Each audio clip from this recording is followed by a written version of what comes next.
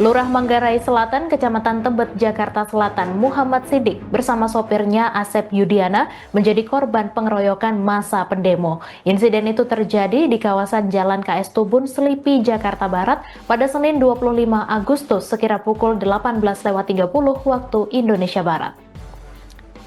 Peristiwa bermula saat Sidik pulang dari kantor menuju rumahnya di kawasan Tanah Abang menggunakan mobil dinas berplat merah. Karena lalu lintas macet, sopir memutuskan mengambil jalan pintas melewati Jalan Es Parman. Setibanya di bundaran Selipi, massa yang tengah berdemo mendekati mobil tersebut dan memprovokasi. Massa menuding kendaraan berplat merah itu milik anggota DPR.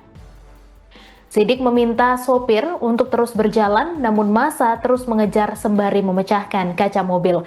Massa semakin beringas hingga sopir menabrak gerobak siomay dan sebuah sepeda motor. Meski sudah mengaku sebagai lurah, bukan anggota DPR, namun Sidik tetap dipukuli massa. Sopirnya juga turut menjadi sasaran pengeroyokan sebelum akhirnya mereka melarikan diri ke sebuah gang di sekitar lokasi. Akibat kejadian tersebut, Sidik dan Asep mengalami luka memar, lecet di wajah, mata, badan, dan kaki akibat pukulan benda tumpul.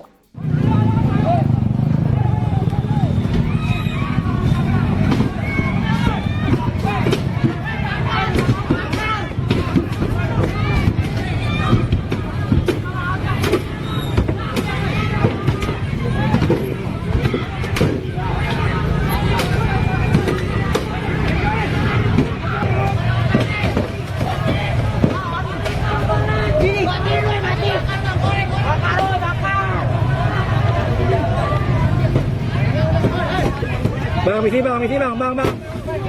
Misi dulu.